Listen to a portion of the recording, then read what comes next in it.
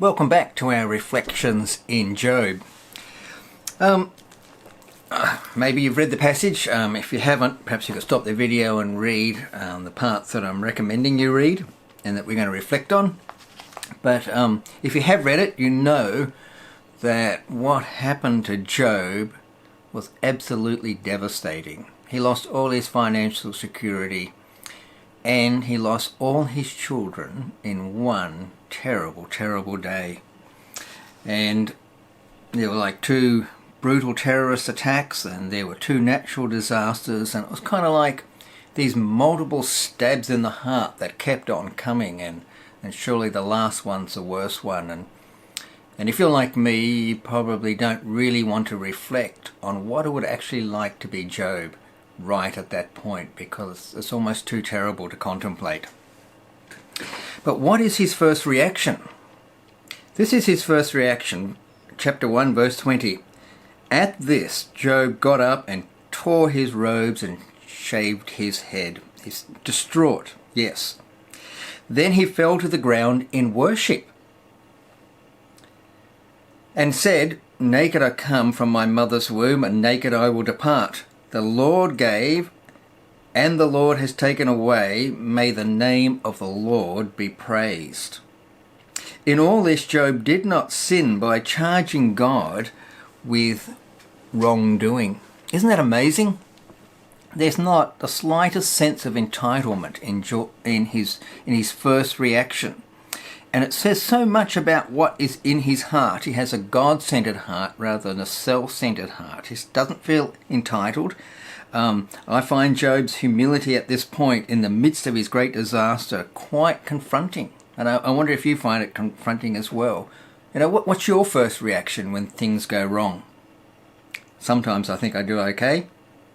Other times I know I fail miserably. After the second attack by Satan is not on what he has, but on his actual physical being. It's a different kind of attack.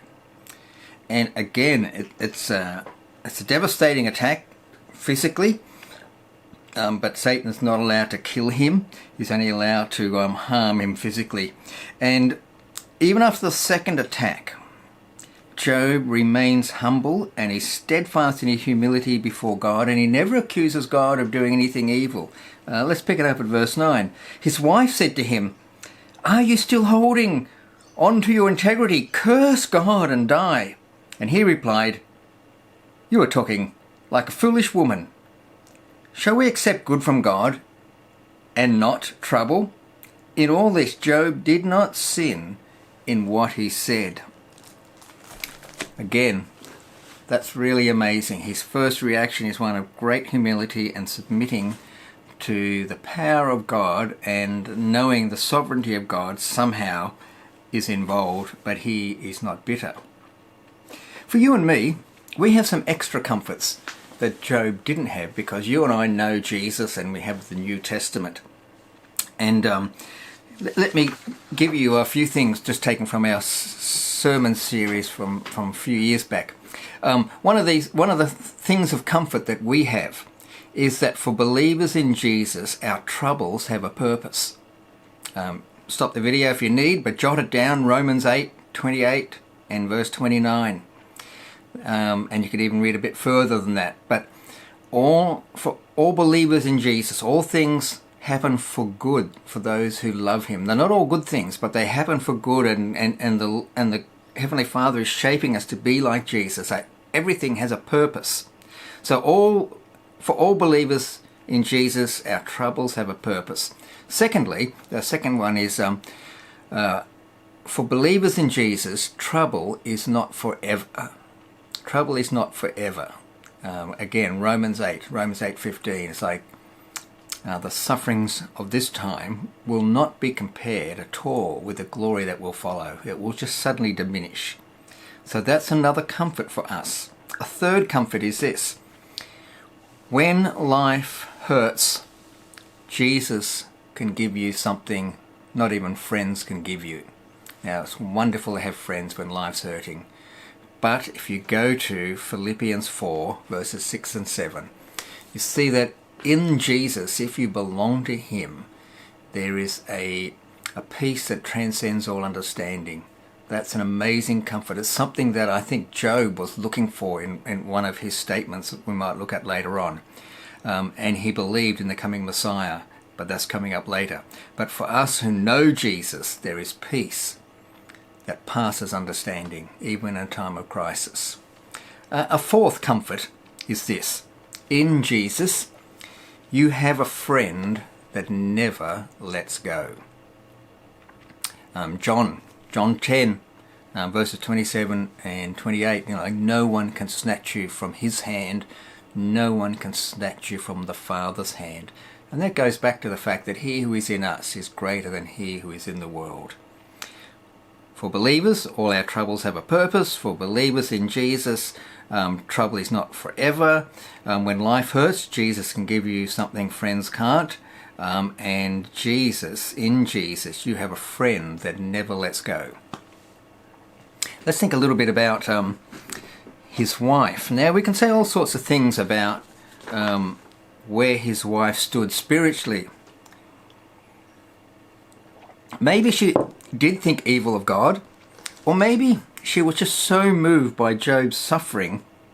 It was just kind of one way of encouraging him to just, let go, be done with it, and finish with your suffering. So she might have actually been feeling his pain so much, she said something like this, but it looks like a thing of lack of faith. His friends, the first thing his friends did when they visit, they just sit there and mourn with him, and that is a good thing. Sometimes there's nothing we can say. You can't say, I've had something similar.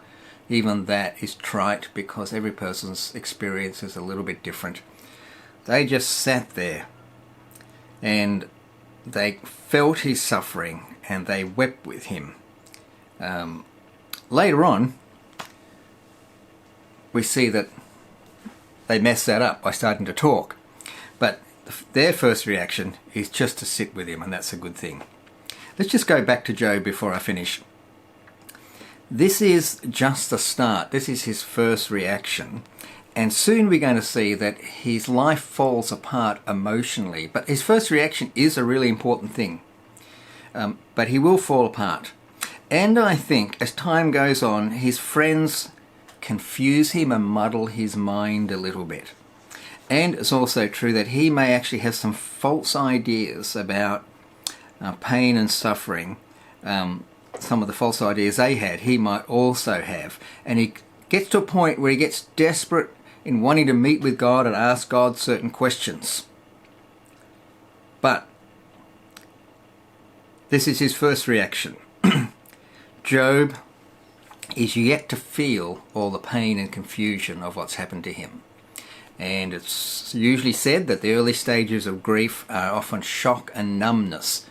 So maybe he's in a stage of shock. But in his stage of shock, he does not sin against God, and he's humble before God. And that tells us so much about Job. And it goes right against what Satan predicted. Satan said, you take all the blessings away from him and he'll curse you. No.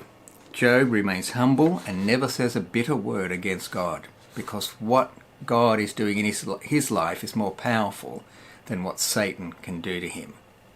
Okay, I hope that helps, and next time we get to chapter 3, and chapter 3 is again something really tough as we come to read it. You might really struggle reading it, but let's work our way through it. Catch you later. Bye.